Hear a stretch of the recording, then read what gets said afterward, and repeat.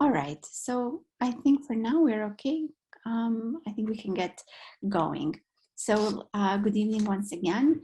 Welcome to the third week of our Kuma International Architecture Month 2021.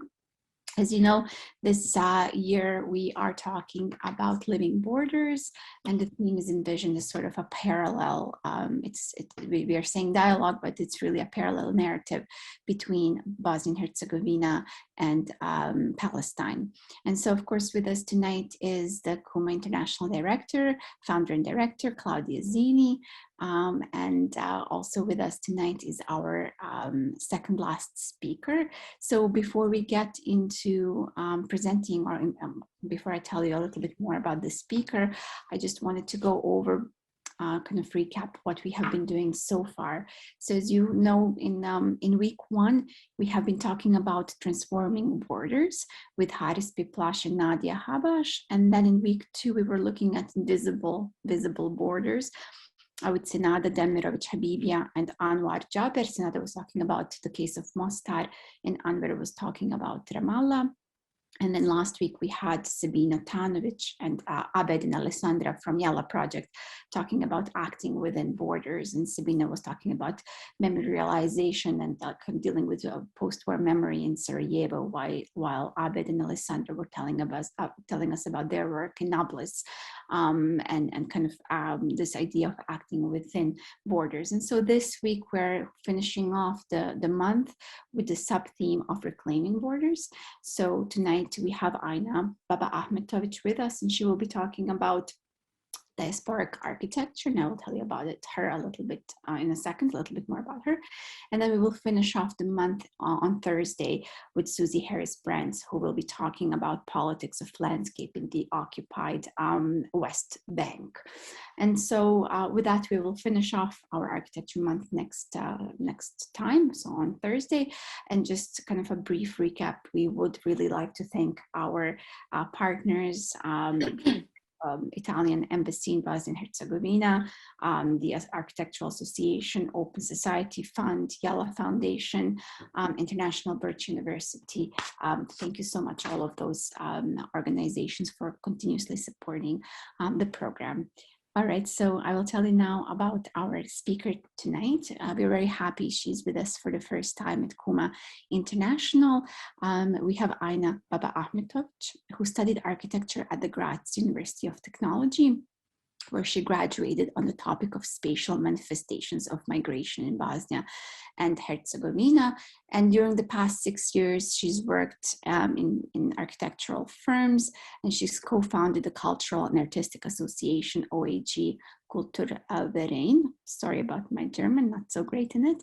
And she's also the member of Grrrls DJ Collective, and she's currently practicing architecture in the Atelier Frühwirth, so sorry, in Graz. And her free time, she spends exploring alternative forms of architectural production. And so we're so happy to have her present tonight on the topic of houses at home, reading Diasporic Architecture in Bosnia and Herzegovina. So very excited for this talk. Ajna, thank you so much for accepting our invitation. Sorry for butchering those few German words, and the floor is all yours. Thank you very much. So thank you for the invitation, and I'm really happy that I have this possibility to present this to some more and new people. So let's see if the sharing works properly. Yes. So I hope you hear me well. Yes, we hear you perfectly, and we see your screen. Thank you. Great, thank you. So as Leila has said, tonight I'm presenting you my research. This was my master thesis, actually. Houses at Home, reading Diasporic Architecture in Bosnia and Herzegovina. So let's just, yeah. So a Bosnian refugee, let's call him Zaim, ends up in some small town in the US. Life is tough, there are few friends, the family is far away, and the longing for Bosnia is painful. Zaim develops a craving for spit-roasted lamb, the most universally revered food in Bosnia. He wants to do it the way it is supposed to be done, stick a whole lamb on a spit and then slowly revolve it for hours over fire and embers, sipping beer and talking to people until it is finished. Though piecemeal lamb is available, a whole one is not. Zaim finds himself in some town rife with malls and mega markets. There's everything there except, of course, a whole lamb. In his profound craving for spit-roasted lamb, Zaim purchases all the pieces needed to assemble a whole lamb: the head, the neck, the breast, the shoulders, the chops, the ribs, the legs. When he collects all the necessary parts, he staples them together. So there it is, a monstrous lamb, which men in history rent asunder, but is now put back together by the determined Bosnian who, beer in hand, proudly and slowly revolves it over the fire. Despite the heroic effort, it still doesn't taste the same.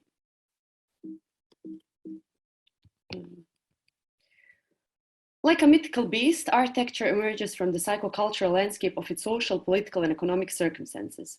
Its body may be an exquisite corpse of biologically impossible architectural limbs, torsos, heads, and tails, yet it is animated, active, and alive, like Frankenstein's monster. At any given moment, it projects its historical situation, the great teeming mass of narratives that prefigured its existence, into the contemporary world. And in doing so, it fundamentally rewrites that history, splicing and sewing narratives together to make a radical new proposition for the future. So these two quotes for me were very evocative and very vivid in relation to the topic that I have worked on. I think the first one from Hamon, from the story of Hamon, really represents the ambivalence of the migrant state of mind. And the second one by Sam Jacob actually puts it into the architectural discourse and gives it objective relevancy, let's say it like that. So I actually divided this lecture into the same way I did my book, in the same way, so in these chapters. And first chapter was presence of absence. So I will show you now a couple of pictures, photos that I have did during my fieldwork. And I believe that most of Bosnians will recognize this type of houses. So they are usually big, ornamental, often eclectic. They look like they are very well maintained. They have freshly painted walls, for example, or they can be really luxurious, let's say, or they can be a luxurious display of wealth. Again, very spacious, part of many different parts. But most importantly, we notice that these houses are actually empty. So the shutters are down, there's nothing in the yards. And they are signifying the presence of the absence of their owners. And these are the diasporic houses. So there is a term for this type of architecture, and it is called remittance architecture. So it is important to say that this is not something specifically Bosnian. This is something that happens in many countries, especially, let's say, third world countries, developing countries, where there were big migration waves and where the diaspora communities are big. So when I started researching this topic, I stumbled upon many different researches on remittance architecture. So, and they have many different names: dream homes, architecture of nostalgia, Gastarbeiterske kuće, which we also are familiar with, Novorish, free architecture, Fairway brother style, and so on. So here the first 3 rows are actually houses in Požarevac, Gastarbeiterske kuće. Next we have houses in El Salvador, also remittance houses, then houses in Mexico, made by a photographer. This is a series that Adam Weizmann made, and he called it free architecture. And in the end, we have houses in Kozarac. So one could say that remittance architecture is actually a universal reaction to displacement, to migration. And this is something that happens all around the world. And this is what actually motivated me to really dive into the research and to see what is behind it. And as a case study, I chose the city of Kozarac, biggest small city. This is how the inhabitants of Kozarac actually call their city. Because najveći mali grad, because Kozarac, the city located in Republika Srpska in Bosnia and Herzegovina, is one of the most extreme examples of remittance architecture in Bosnia and Herzegovina. So we have many of these examples in Bosnia, but Kozarac is extreme because of its history, which I will tell more about later. And today, 70 to 80% of population of Kozarac is actually diaspora. So 80% of houses are actually owned by the diaspora members. And today it is a small city. It is still a wealthy city because of the remittances. And this is the narrow scope of the city center of Kozarac in 2020. And during the year, Kozarac is mostly empty, and in the summer and in the winter, during the holidays, it grows 3 to 4 times in size, actually. And locals told to me in Kozarac that they can actually decipher where the owners of these houses come from based on some elements of their houses. For example, they told me that these ground floor houses are usually owned by Scandinavians, or for example, like these houses with white eaves, they are owned by Swiss. But we still have examples like this, which is a famous or infamous Pentagon house in Kozarac, and it is owned by a man who lives in Sweden. So all of these houses are really prime examples of remittance architecture, and these are the diasporic houses. So in order to understand why these houses look like this, why does this architecture emerge at all, and how this all functions in the bigger system of the infrastructure of a city, we have to understand the underlying forces and the historical periods that shaped this kind of architecture. So first, very important one are Gastarbeiteri. So in the 70s, Kozarac was a small city with around 8,000 inhabitants. It was quite a wealthy city because the National Park Kozara is near Kozarac. So it was kind of a tourist spot, let's say. Many people are going through Kozarac. It had one of the, not one, actually it was the biggest school in Yugoslavia, in Kozarac. They had a cinema, a health clinic, and so on. So these were all, so this like tourism was a source of wealth, and the other source of wealth were actually remittances by the guest workers, by the people from Kozarac who worked abroad. So almost everybody in Kozarac had some member of family who worked abroad at that time in the 70s. So how did this come to life? To understand this, we also have to understand how actually Yugoslavia functioned. So at that time, so when Yugoslavia was founded, it was actually founded on many debts and many grants, and it was always between the Soviets and between the Western democracies. It was like this experiment with self-management, where workers were actually in charge of their own companies, let's say it like that, of the factories. And this system, while it was kind of an alternative to capitalism, it still actually depended on the returning the investments and actually ensuring that these debts do not grow. And since working spots, working places were always combined with, for example, getting a flat, so workers had a right to housing, it was more, it was better to have less workers for more efficiency. And since the combination of all these elements made a very complicated situation in Yugoslavia, where in the 60s, the unemployment skyrocketed, and there was the only way out was actually to start exporting workers. And on the other side, for Western democracies, this was perfect because after the World War II and the Marshall Plan and so on, they needed a workforce. And in 61, Yugoslavia legalized labor export, mainly to this was called the Gastarbeiter program, mainly to Austria and Switzerland and Germany, but they also had contracts with their non-aligned partners like Libya. So many people in Kozarac worked mostly in Austria, Switzerland, and many worked also in Libya.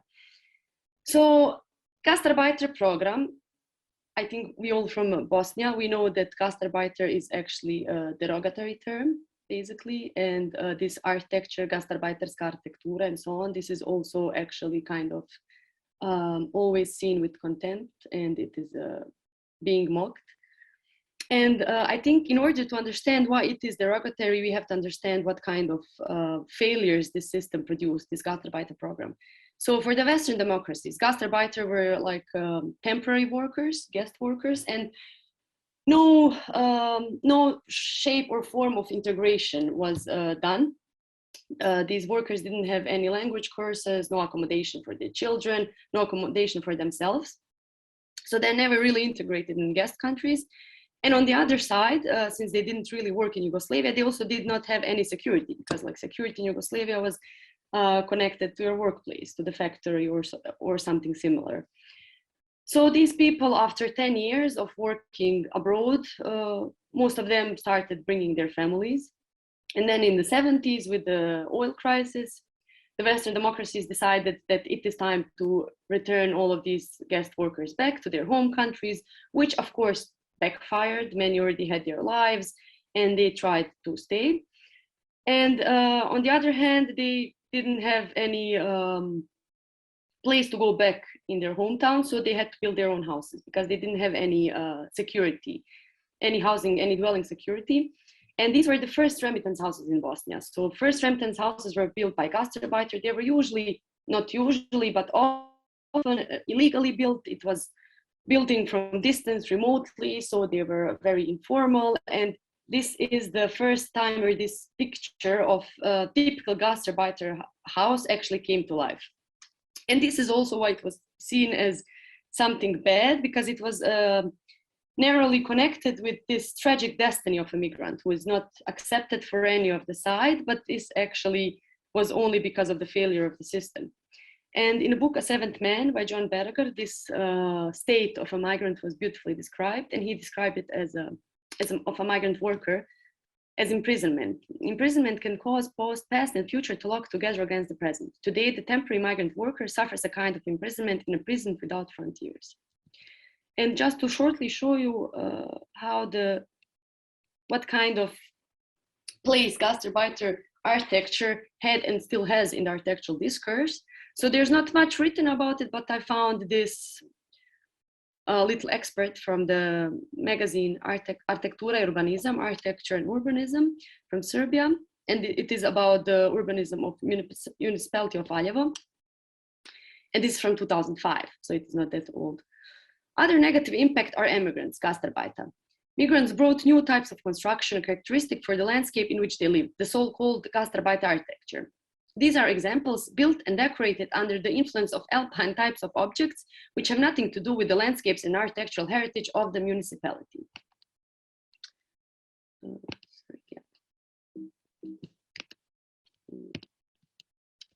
So after this period of Gastarbeiter, this was the first big migration wave in Bosnia and Herzegovina and Yugoslavia in general. Second one was war, which named Rupture. So in 1995, Kozarac was basically non-existent because it has been destroyed, burned to the ground. In 1992, Bosnian Serb forces, backed up by the Yugoslav People's Army, wanted to secure the territory after the referendum of independence of Bosnia and Herzegovina, and this was to be made through, or to be acquired through different forms of ethnic cleansing, which also happened in Kozarac. In May 1992, Bosnian Serb forces entered Kozarac, and most of the population has been either killed or they fled. And almost every member of Kozarac, every person in Kozarac went through the series of concentration camps, some of which you may have heard of. The people who are not familiar with the Bosnian War, there is a famous photo of a man behind the barbed wire, and this is a concentration camp, Trnopolje. So many people of Kozarac went through this concentration camp. So we have now the situation when Kozarac is completely destroyed. All of its houses are completely destroyed. They are just foundations. And how does one recover? So there were different strategies of recovery in Kozarac. And so after the Dayton Peace Agreement, one of the annexes was a right to return. And in 1998, this year was actually proclaimed as a year of the return, and many international agencies were given large sums of money as an incentive for the return. So people started coming back in 1998, cleaning the rubbles of their homes, which this was a very difficult process because it was in Republika Srpska, and many people who were in the government and in the local authorities were at that time still were criminals. So first houses that were rebuilt were aided by different international organizations. And the one that helped rebuild Kozarac was Technisches Hilfswerk from Germany. And they rebuilt 133 houses. So this was like the first step in recovering the city. But these houses were, of course, standardized. They had to be as cheap as possible. And they were building them on existing foundations. So they didn't really take in account the wishes of the people, of the owners of these houses, which is also understandable. So you would have a big living room with maybe one bedroom and a huge toilet in the ground floor. So this was an important step, but it still did not really help all of these refugees and the returnees to really reclaim the control of their lives and of their bodies. So next very important step in recovery of Kozarac was virtual, and it was relinking the community. So in 2000, one local from Kozarac, Schwabe, kind of decided to build an internet network, a local network. First it was a local network, then it was a wireless network. So a legend has it that it was one of the first wireless networks in Bosnia and Herzegovina. And then he also built Kozarac Ba, which was local site, which also had a forum. And on this forum, many members of diaspora were meeting, discussing, and this was kind of a place which kind of replaced this lost community. So they were meeting there, discussing actions of renovations, of events, and so on. And this was a virtual community, and it was a catalyst for further recovery. So, for example, through this forum and through this community of diaspora members, Days of Kozarac were initiated. This is a yearly manifestation that lasts for 3 weeks with many events. One of them is also basketball championship. And one man who was coming every summer, one diaspora member who was coming every summer to this Days of Kozarac and to this basketball championship, he liked it so much that he decided to build his house next to this basketball field.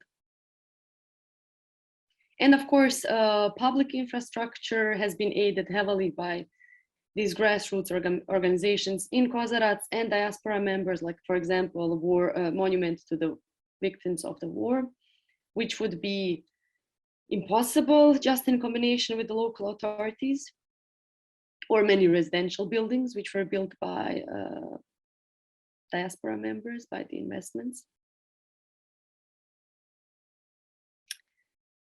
So now we are coming to the main part, which are houses at home. I call them houses at home. And so this whole infrastructure that was built was kind of a result of these houses, of people who started building their houses. Oh, this is somehow, oh, okay, you see it.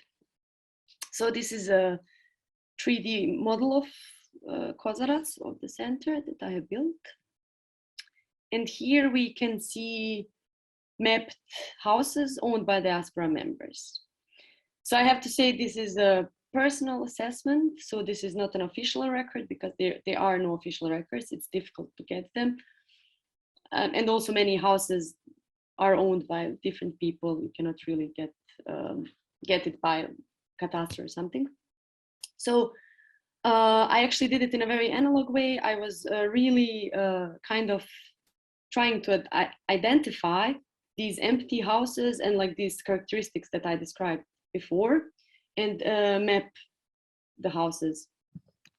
And I came to the conclusion that there is around 80% of houses that are owned by diaspora members. So while I will again say this is probably not 100% correct, I think it is very faithful to the reality. it is a very faithful sample or a pattern, let's say it like that. So here again, we see these houses and just the sheer quantity of them and how much of the city they actually take. So, sorry, I need some water.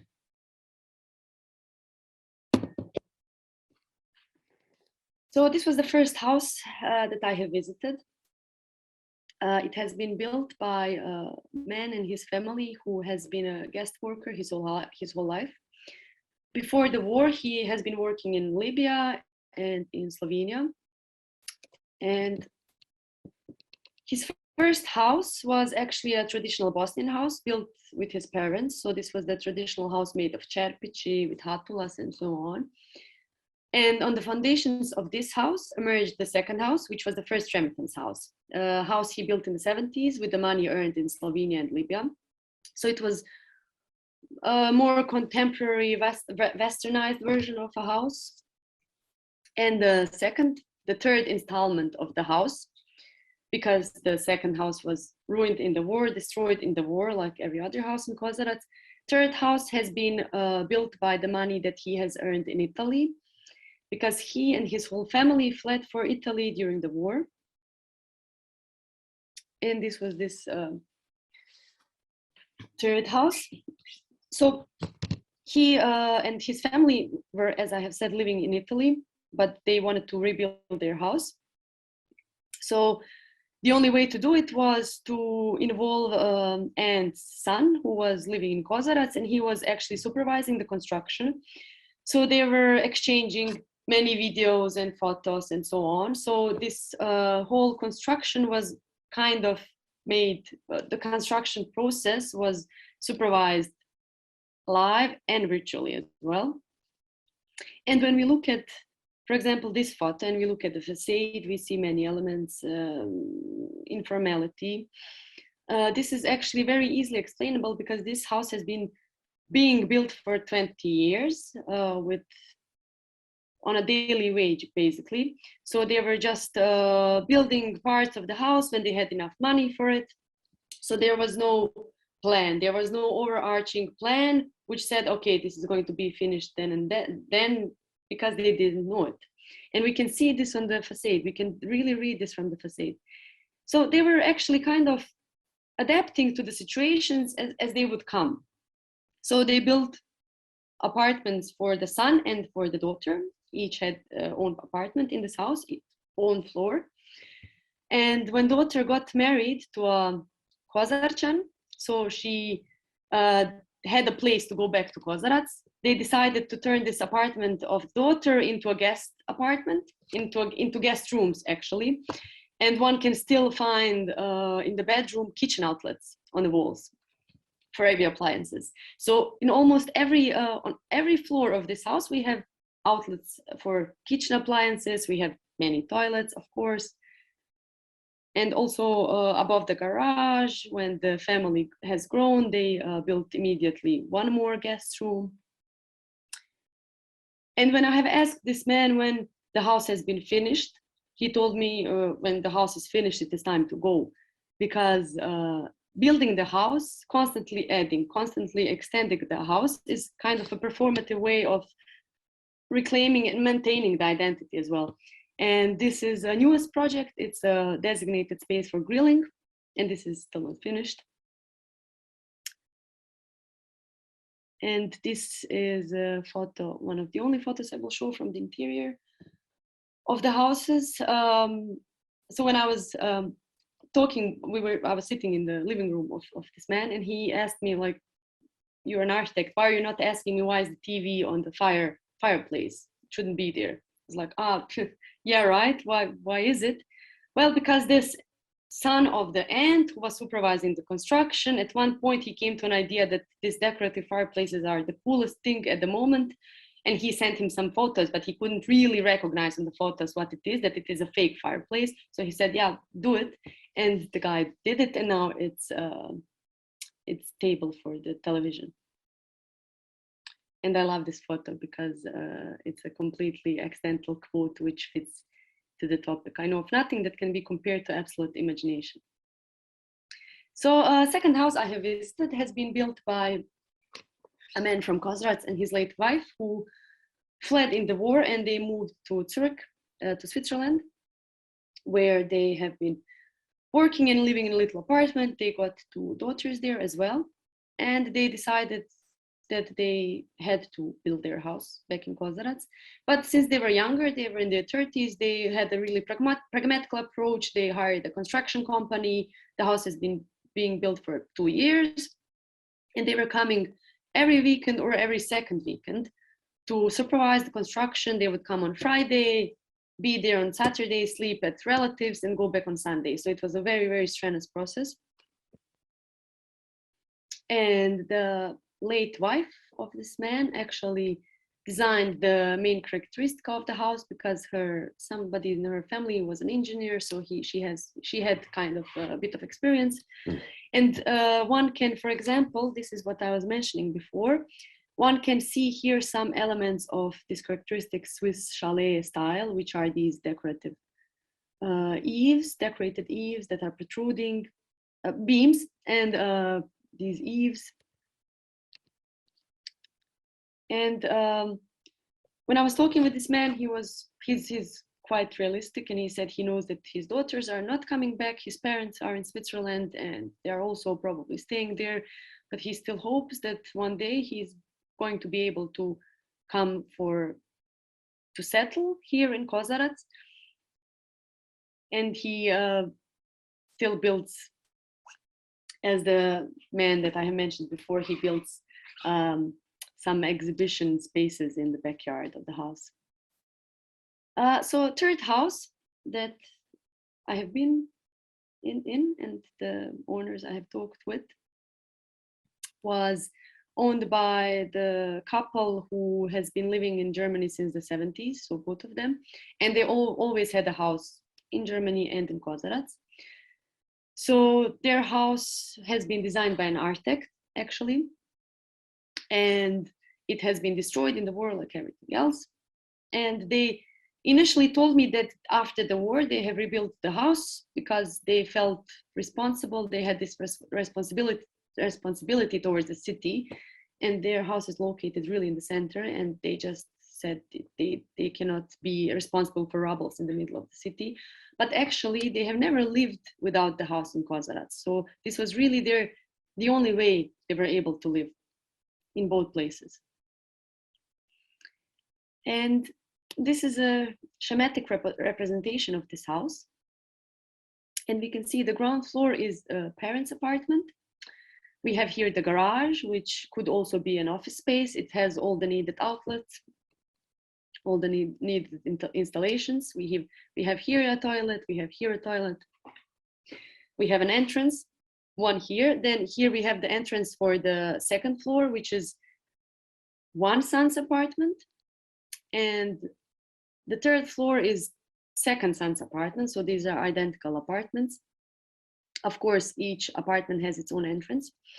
So we can see that the spaciousness, the size of these houses comes because most of these people want to make space for their children.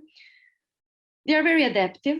They're very flexible. We see the toilet, the outlet, the entrances. These houses can be used in a million ways. They are future oriented. I think this is very important because this idea that migrant lives in the past, I would agree that it is completely false. More than that, migrant lives in the future and for the future. They are intergenerational, so these apartments for children are actually performative tools, which should tie children to their roots and to their identities. And they are performative. So I would also like to add that when I have asked this man, so when I was there, the construction of the second apartment was just happening for the second son. And I asked him if the son is also taking part in the construction, if he's also investing and so on. And he said, well, not really, but I hope that when it is finished, he will kind of have this sense of responsibility that he has to maintain it, which immediately means that he has to come back at least yearly to take care of this house. So here we see other examples of the houses. They're still being built. So I'll read you this quote by Sartre. My body is everywhere. The bomb which destroys my house also damages my body insofar as the house was already an indication of my body. This is why my body always extends across the tool which it utilizes. It is at the end of the cane on which I lean and against the earth. It is at the end of the telescope which shows me the stars. It is on the chair in the whole house, for it is my adaptation to these tools.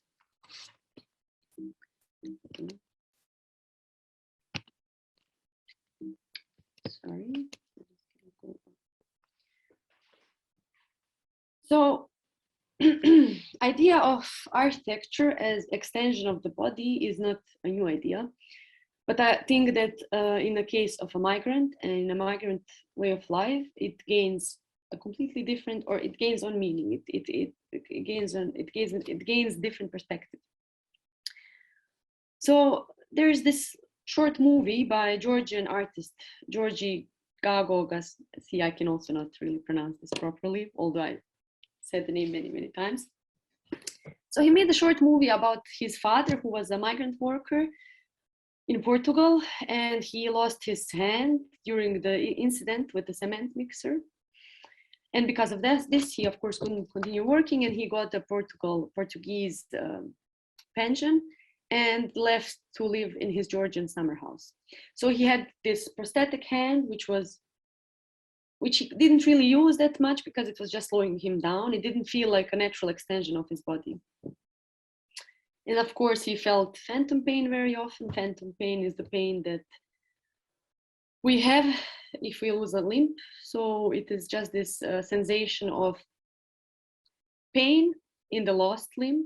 So in order to relieve this pain, one can, for example, if one has a feeling that his fist is clenching, his non-existent fist, he has to put a healthy fist in front of the mirror and unclench it, and this gives the illusion of having another limb.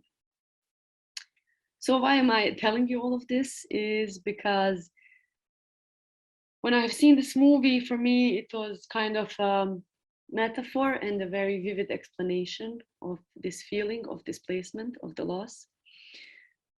So, and I have also read in a book, Migrant Housing by Mirjana Lozanovska, about migrants in Australia. She was writing about this Atanas, Macedonian man who moved to Australia in the 60s. And he bought a house there, and he called it a churuk house. For him, it was an ugly, bad house. He just couldn't get used to the house. And he just continuously was adapting, extending, and tried to change this house, but this house never felt natural, never felt like the extension of his body. And then this reminded me a lot on the story of the father who has this hand which he cannot really use because it doesn't feel natural, and the phantom pain. So I would say that as the father's invisible hand works somewhere, so does the migrant's home, functioning similarly to a missing limb. To own a piece of the homeland is to capture a piece of space on it, and thus provide the physical palliative for continuation. The remittance house becomes a cure for the migrant's phantom pain. It is an extension of the body, a synecdoche for all that is lost, a reflection of the past, and inevitably the present. The devastating effects of displacement on a migrant body, the violence of the war and systematic revisionist efforts, the cruelty of global capitalism and neocolonization are all materialized in this structure. But it is at the same time an act, individual, but also defiant against these forces. So in this sense, in using this metaphor, this house is actually reflection in the mirror. It is an idea of the home, but it is also this hand which works somewhere else to give you a purpose, a sense, to complete you so that you can continue living your life. But at the same time, it is also a vicious circle, because in order to have this house, in order to maintain it, one also has to stay working abroad, earning abroad in order to be able to afford this double life, which is being mocked and evaluated.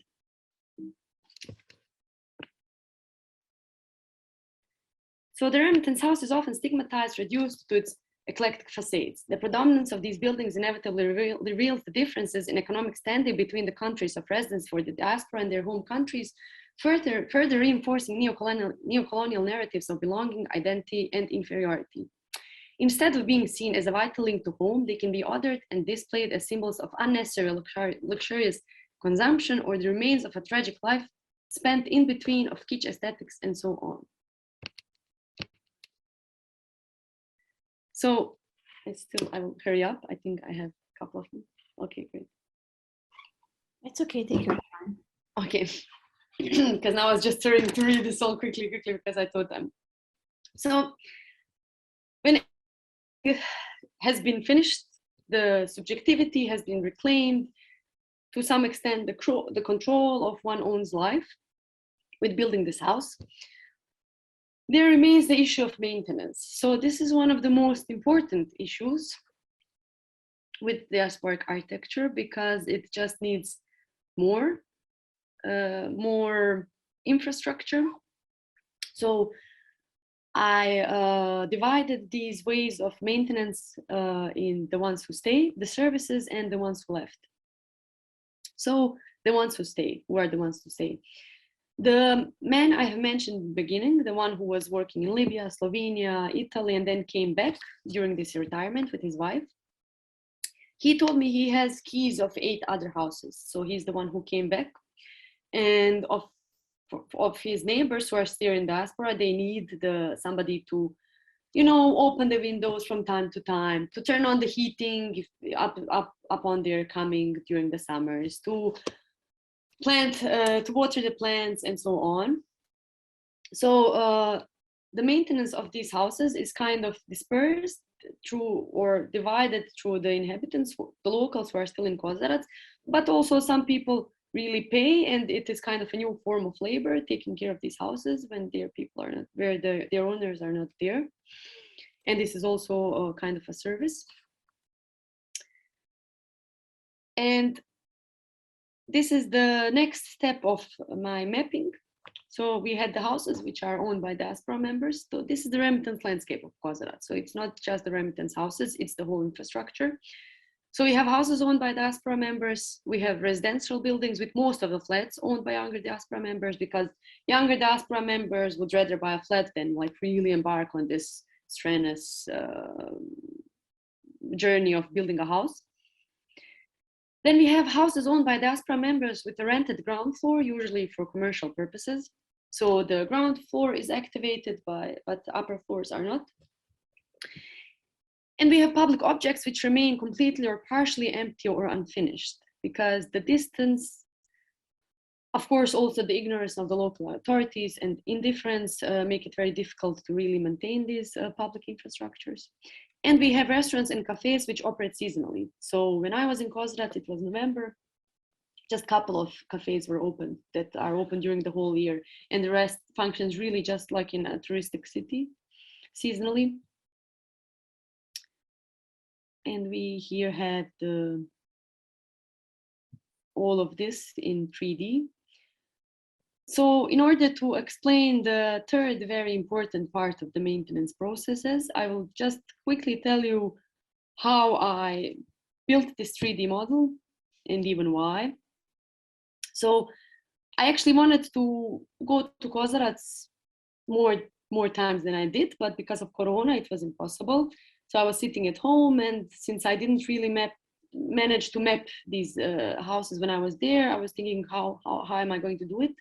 I had many photos, I had videos as well, but it was difficult to kind of locate the houses in their urban context. And then I thought, okay, maybe I could really build this 3D model. And this endeavor would probably be quite difficult for some other cities. But here I had numerous drone videos of Kozarac, and this is why we also have this perspective from up. It's a bit weird perspective because these drones come from the hill, which is on the south. And I was just like looking at these videos and drawing these houses looking for these characteristics, like comparing it with my fieldwork documentation and so on. And when I couldn't really see the house in this drone footage, I could go on YouTube and look at Thursday videos of Kozarac, because every Thursday there is a market day video made by locals. So this whole virtual infrastructure is very important, because this is how these people who are living in diaspora are still connected with their city. So this is kind of a connecting tissue. And also every house in Kozarac, one of the most lucrative businesses in Kozarac are security cameras, of course, security systems, because all these houses are secured by many, many cameras. And many of these people actually, when they are living in their second home abroad, they look at their houses, because these cameras are 24 hours on. And one of, so this man who has 8 keys, he told me that his neighbor who lives across him actually connects to his camera so he can see the construction of his house. So this is a completely different way of living.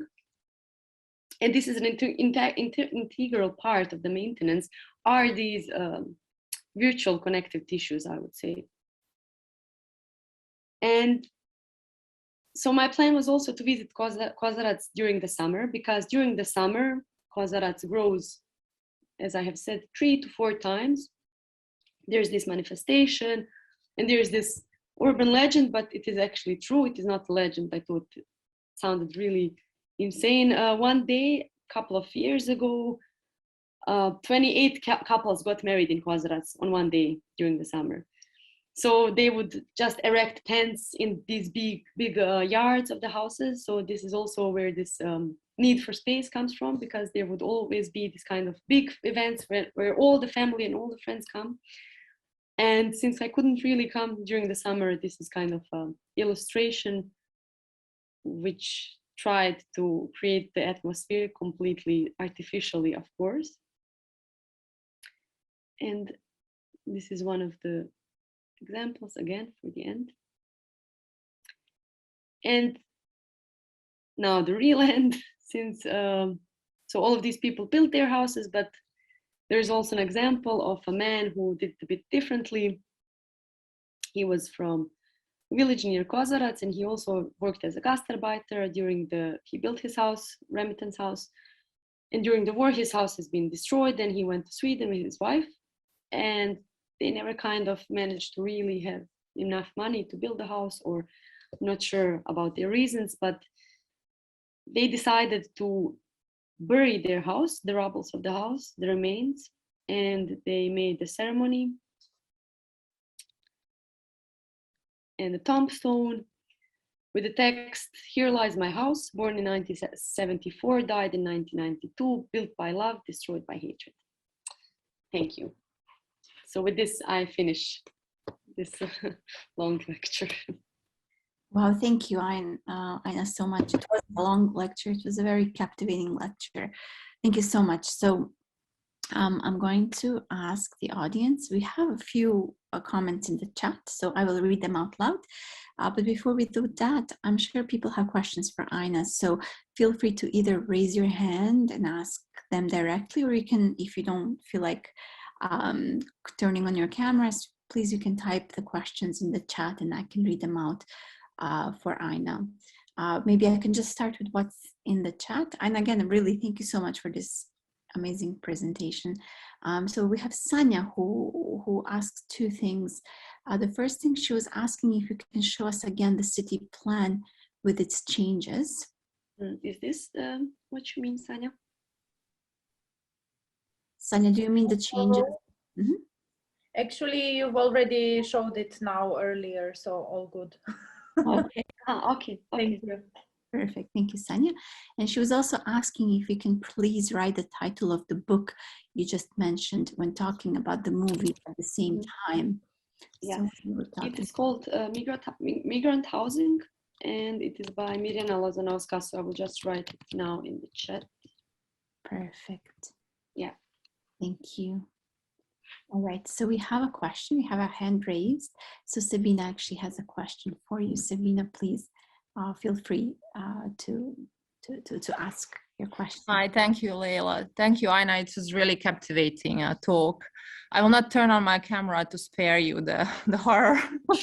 I'm here with kids just having a workshop, but I managed to follow everything. And I actually just wanted also to ask about the last slide, because that was immediately the connection I had in my own mind, that man who buried his house, who did not want to reconstruct.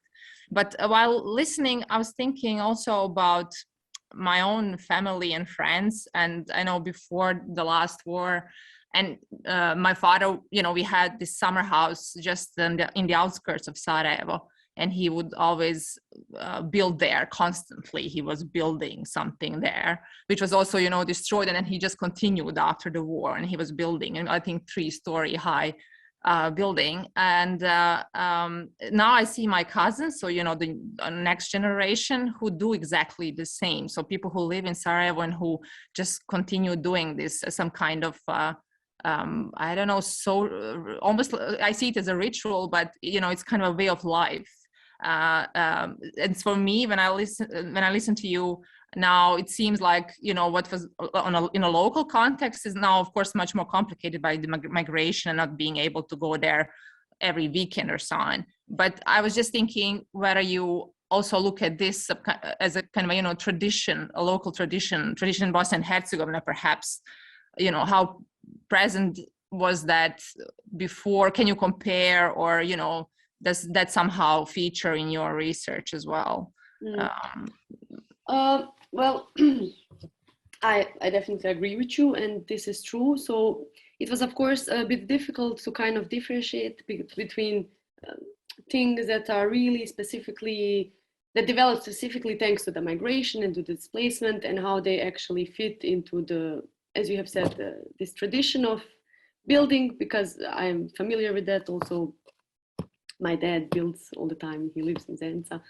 And, but I think here it is maybe pushed to the extreme. So one has to think about which kind of hindrances or which kind of walls one has to jump in order to still continue doing it, although you are, let's say, living 20 hours away, and come back even more often, or rebuild this even more often. So I would say this is something that is deeply ingrained into the, let's say, Bosnian tradition, but here it is pushed to the extreme. I would say it like that, maybe. Yeah, thanks. Sense. Yeah, it's really, I'm thinking it's such a, your research, first of all, I really also appreciate it because you kind of show the depth and the importance of these houses. You know, you see goodness there. Let's talk in, because there are some social scientists who, I cannot now, and the name is escaping me, but I will send it maybe to you later as a reference, who, so kind of you follow this logic of, you know, it's an easy approach to just criticize, and that's what you also commonly see in our society, ridicule maybe of this kind of architecture. But in fact, as you nicely showed with the prosthetic arm metaphor, you know, it is a really important subject to look at, because you, in a way, as an architect, you connect, I would say, also social scientists. You know, you kind of represent materially what maybe social scientists or anthropologists are busy with. So I kind of see a link there, some interdisciplinary potential that you can develop further. But thanks. So this is just more reflection, and I was wondering. Yeah, thank you. Thank you. Sabina, thank you for your question. We have another question from Alexandra. So Alexandra, please, you may go ahead. The floor is yours. Hello, everyone. Thank you so much for this really interesting insights. I'm actually sitting in Zurich right now, so from where the man comes to build one of the houses, and I'm really amazed I can confirm this Swiss style all over the Balkans, that it can be seen. I know it very well from Kosovo, where I traveled a lot, and maybe, I know it's not exactly your topic, but what I observe is that it might also work the other way around. I visited some Bosnian families here in Switzerland, and in their households, you find things, items, smaller furniture or kitchenware that you definitely won't find in a Swiss household. So there it's kind of like a statement of the roots, like where these people came from and took some things with them that they still need in their everyday life. And I find that really interesting that for the houses, it's a blend. Like it also works the other way around. Like they take the Swiss perspective to their home country, and they take things from home to Switzerland where they migrated. I find this a very interesting way of adapting and living this migration, basically. Yeah, that's a really nice comment, because I mean, initially, ambitiously, I was thinking of, researching both sides, let's call it like that, but it was of course impossible. And so it would be very interesting to see how like these things are influencing each other. Like let's say your apartment in Zurich and your house in Kozarac. But I really find nice what you have said, because it reminds me on again this book Migrant Housing by Mirjana Lozanovska. She was writing about migrants in Australia who were actually not just altering the architecture and the architectural expression, but they were actually bringing seeds and different plants that they were putting in their backyards. They actually kind of changed this microbiotope or something. So that is really a beautiful thought in this way, that you can really alter by just like being connected to your homeland, and in way trying to import it, but never in a full way, but through that something new kind of comes to life. So I find it very nice. And she also was writing about how they were building their houses with their balconies towards the street and towards their neighbors, which was for Australians incredible, that these people actually wanted to be seen, and that they didn't want that much privacy, that they wanted to talk to their neighbors, to like have a view to their neighbors' houses. So this was also something that was kind of imported, something that to us seems completely logical. Yeah, but it is a nice comment. That's what I wanted to say. Thank you, Alexandra, and thank you, Aina. We also have another question from Haris. Haris Piplash was our first speaker of the month. Haris, please, the floor is yours. Feel free to ask your question. Hello. Hi. Can you see and hear us here? Yes. Okay. I'm thank you for the great session, and good to be back. And thank you, Aina, for this presentation. And as you talk about diaspora, we thought here just to confirm your theory, and to give you a couple of questions that come directly from diaspora here tonight. So we also sit in Zurich, and I'm here with my friend Lav, who also has experience in the academic landscape of Graz. And also here with me tonight, I have the one and only Srđan Jovanović Weiss, who you all know, and from his work, of course, for many years. So I appreciate especially these artistic references. This gives another depth to your work, and I think gives us a kind of deeper insight here about all these, cultural elements that go beyond all these financial flows that you mapped out. So how much remittances they're kind of going from Switzerland, Norway, or Austria, and there was a question also in our group. How did you map this all out? Where do you have the information from? This is a very detailed map you created with all these kind of programs and functions, etc. But maybe you can come to this in a moment. But what I would like to add is, what did you, mapping all these, it's a translocal urbanism, and it's a term that exists for many years, but going beyond these influence of global economic flows to local spaces, aesthetics, all the kitsch and stereotypes, and I think you formulated this very well, but what is what's the connection of these architectural styles with their very recent tragic history with Kozarac?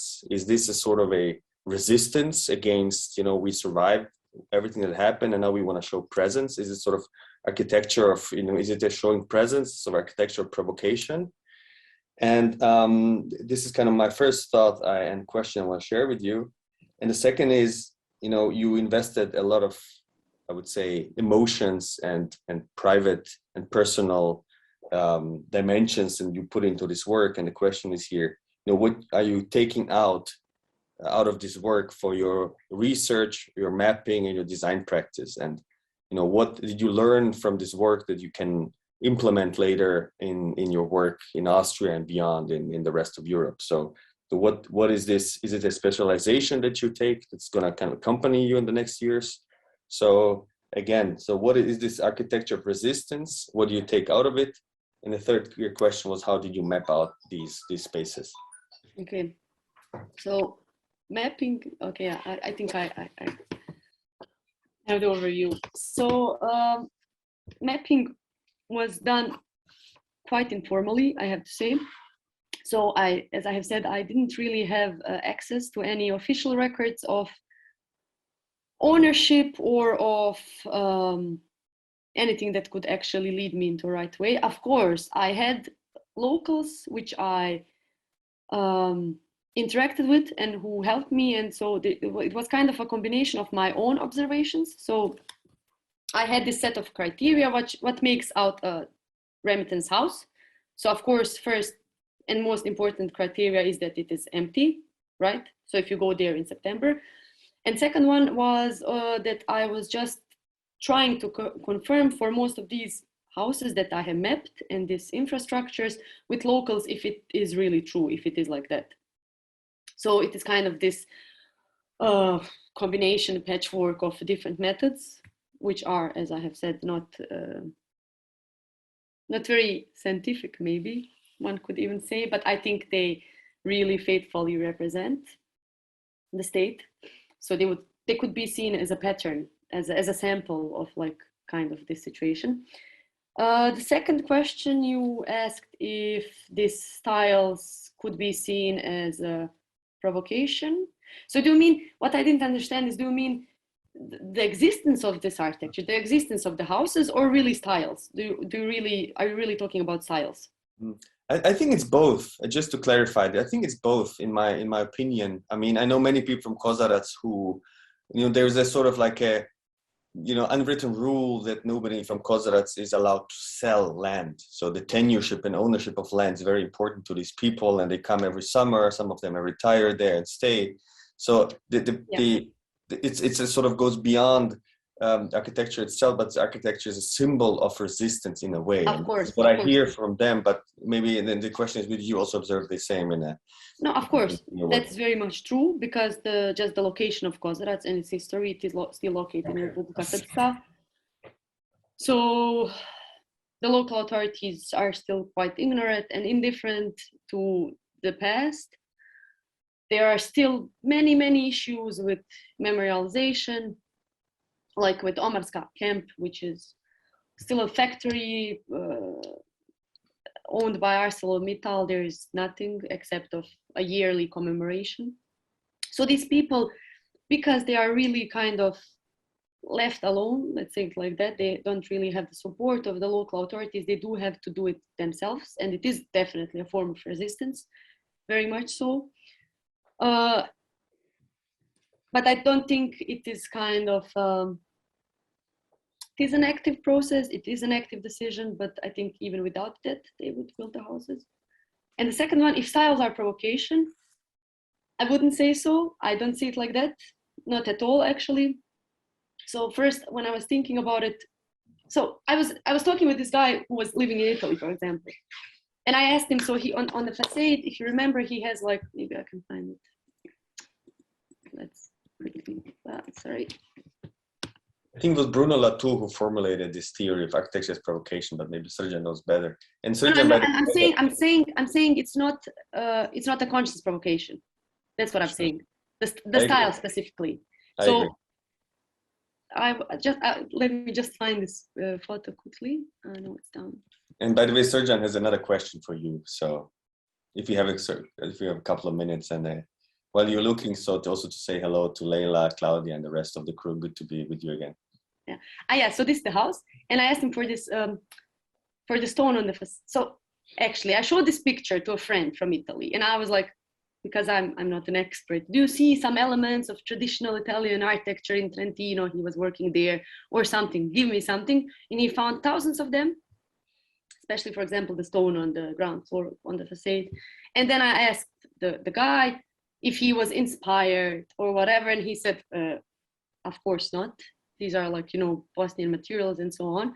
So I think this inevitably happens, because if you're living in some space, in some, let's say, Swiss village, and you're seeing these houses every day, you are inevitably going to collect these elements and integrate in your own architecture, because this is also highly subjective architecture.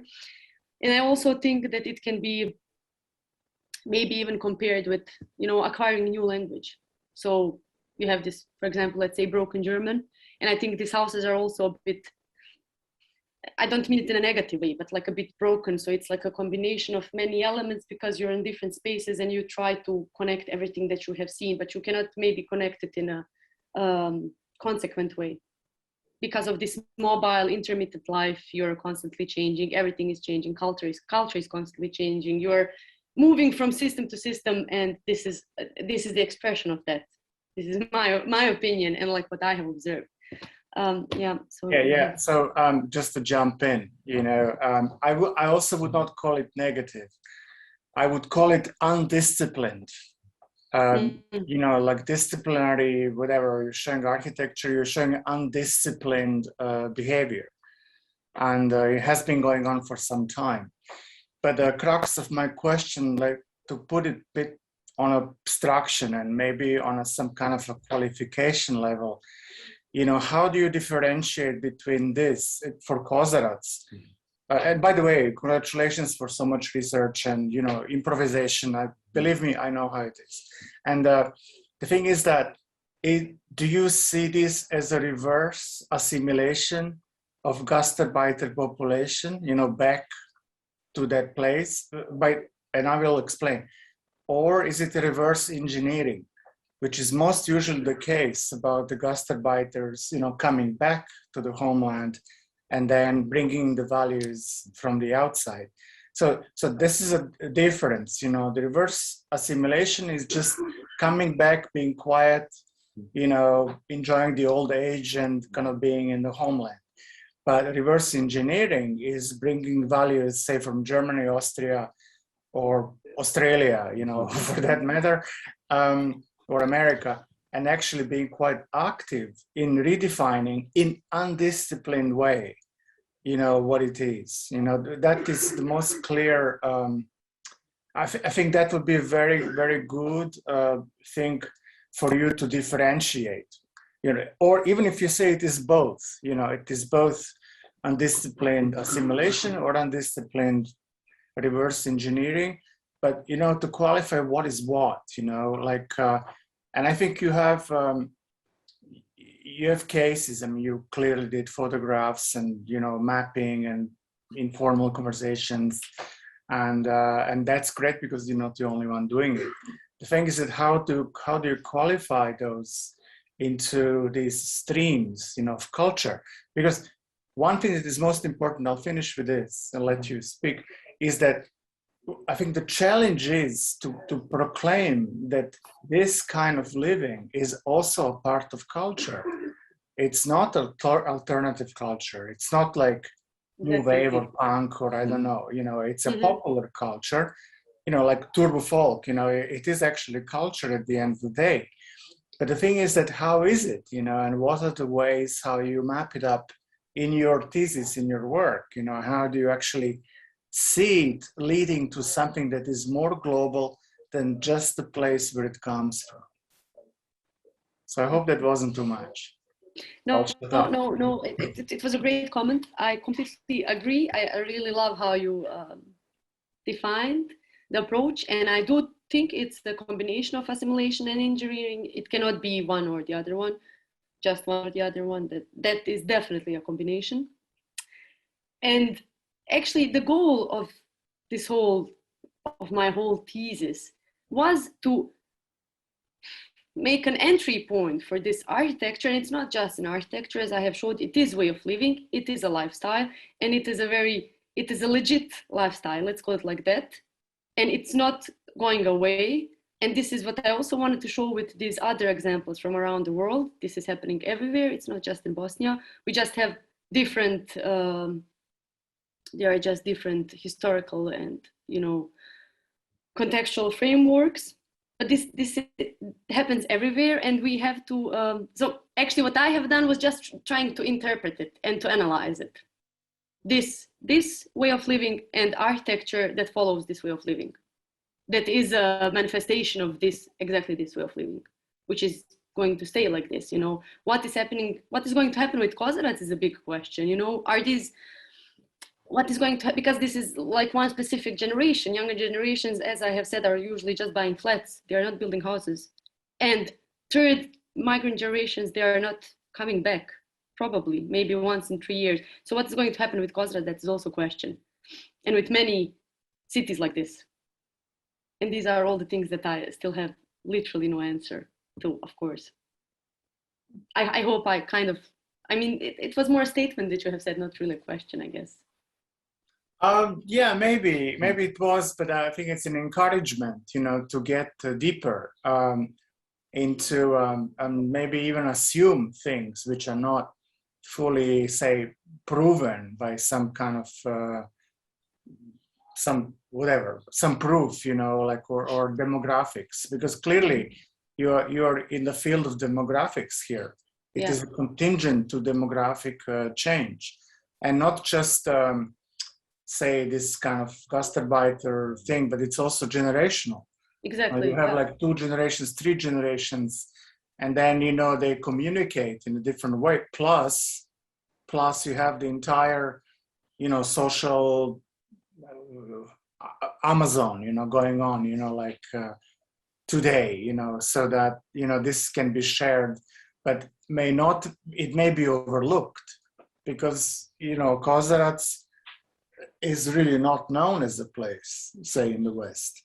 You know, it has to be, it's almost a little bit like in the Middle Ages. A bard has to go and have a song or narrative about this is a mythical place or something, like Haifa. I mean, Israel has a very interesting analogy to this, you know, because nobody knows, everybody who was influential in Israel comes from Haifa, but they all left the city because they couldn't live there. And, you know, and they found their, whatever, fortunes in London or Paris or things like that. So I think for your work, which I think it's extremely, you know, I really enjoyed looking through it, listening, and we were just chatting, you know, informally, is that it would be good to really be also quite cunning and edgy, you know, like edgy to the point that you can be, you know, opposed, you know, to these points. I don't mean politically edgy, or I don't know, ideologically edgy, but simply information edgy. I mean, that's when the whole thing, I think Haris heard me so many times using the word epistemological, which is in fact seeking for truth. And I'm sure you would agree with that. So it's not really a question. I mean, it's really like, I'm glad that this kind of research exists. And it's not turning into some technotopia or something like that. Keep us updated, please. Yes, I shall do. Thank you very much. Say hi to Milica. I will. Also for me. For both of us, no? Thank you for being with us tonight, both Haris and Sirjan. It's a great pleasure to have you. It's good fun for us. Thank you. More than that. Great, thank you.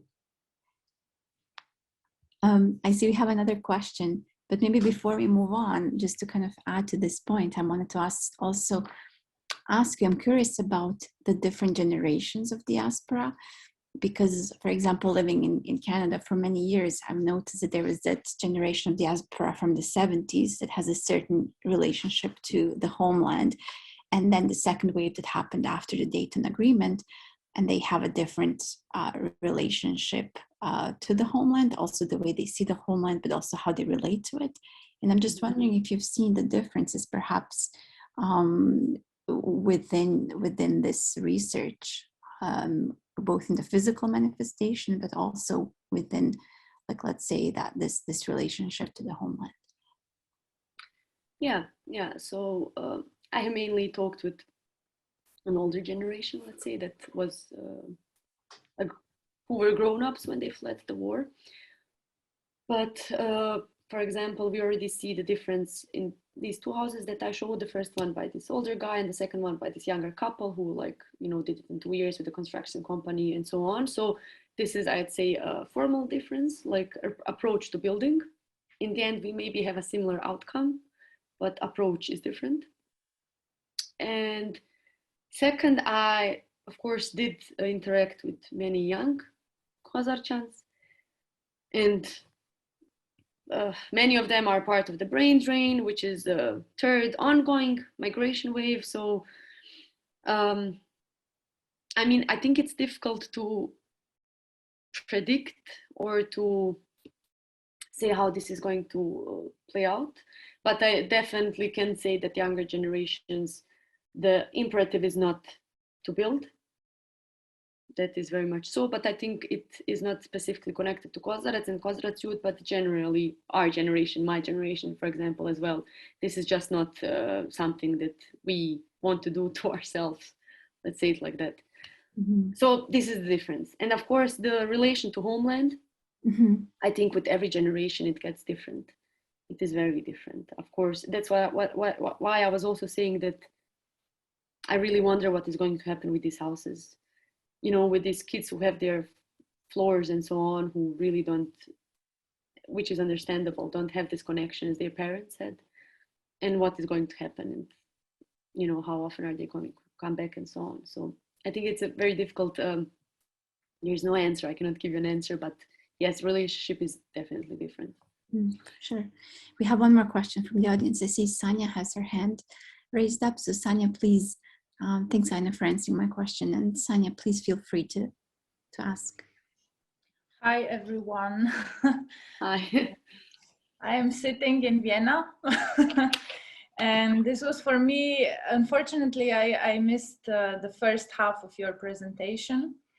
And I was wondering if there is any chance I could get the first half of your slides to go through. Because the topic is very interesting. I'm not an architect, but both of my parents are architects, and I am very much connected to the topic itself. Myself, I work with visual arts, music, performance. And if I may just say to you that we will have all the lectures available on the YouTube channel by the end of the week. Okay, perfect, perfect. So for example, I jumped into your presentation also because by chance I forgot a little bit that this is happening, that it's already Tuesday. And then I saw, oh, it's about Khazarats. And for me, Khazarats, it has an emotional connotation because it's the village from where my grandmother is coming from and was born there. From my mother's side, and she is a Muslim. She comes from a Muslim family, and so her stories about the village and about the situation now, it's a lot connected also to visiting constantly Khazarats as a site of graveyards of her extended family and so on. And I've been there as well. And whenever she talks about it, it's super emotional for her. And it's very much connected to the last war from the 90s. So I'm not familiar about the story of Khazarats with diaspora from the 70s. But in my case, and also my personal story is being an immigrant because of the last war. And for example, one thing that my father not just like comments, not just on Khazarats, but on many little villages and cities in whole Bosnia and Herzegovina is this incredible architecture that diaspora is building, which are these enormous, gigantic, almost monumental buildings and houses. And for me, and his comments are always more on a negative note, where you've really brought also this positive side of it. And I was really happy to see that there are people who actually also think of this whole process as in a bit different way. So thank you for that and for your incredible work. And maybe this is not really a question what I'm trying to form, but a thought, and maybe not only directed to you, but maybe someone from the members of the participants. But what I wrote myself down was, I I somehow also feel, in this case of Kozarac, when I go visit, there is always this, how you say, it's a little bit like dealing with emotions of life and death, and having these cities, these villages as being sort of ghost cities where people are living there but also not, and you have this crazy amount of empty houses, and like, what is the function then of a village or of a city that is built in such way? And like, you mentioned it many times, that you would like to find answers to this as well for yourself. And someone mentioned when talking about this as an act of resistance, so to show to someone that I'm still here, I'm still present. My family, so me, my brother, and my parents, we lost our apartment during the war in Sarajevo. I was born in Sarajevo, but there were these other houses in Banja Luka and in Kreševo and so on, and they were all sold. And I feel within myself that there is this feeling of loss. I'm constantly trying to like, I'm angry maybe at my parents that they sold the houses, or that they gave it, like, that they didn't fight for it enough, yeah, to obtain. But in the end, like, realistically and practically, it would be a total nonsense to have all these houses down there, because I personally don't live there. My parents are now in Banja Luka, but it's also intermediate situation. And so I think people on, like, subconsciously, we are, I don't know how to form it, but I think your presentation has this really powerful message of how much important it is to consciously think about the spaces we live, and how do we deal with the space that we are, that we find each other in, whether it is down there in Bosnia, or is it in all these other places where we live, like, for example, me now in Austria. So I don't know if someone can enter it's more of like a line of thought, and this, but my question is mostly also like yours, like, what will happen out of this? What does that mean? What does that mean for children of diaspora like myself, and generation of people who were displaced, and whose decisions were made in someone else's name, and how you connect your emotional state with the physical state? That's like more in this sense. I don't know if I made any sense, but thank you again for doing all the job, and to Kuma, of course. Thank you for the comment. It is, I understand what you try to say, and it is actually, it's really interesting how you're describing this feeling of loss for you personally, and you're like the second generation, if I understood it correctly. No, you left Bosnia during the war, and I think this is something that is non-negotiable. So you just have it and you feel it, and this is why I use the metaphor phantom limb, because it's not there and it hurts, and you cannot explain it, but it hurts.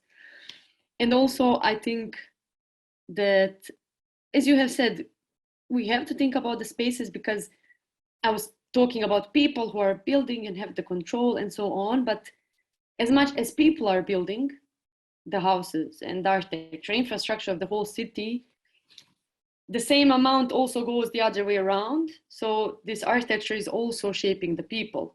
So it's like kind of this mutual relationship. So we do build the houses, but they also define us.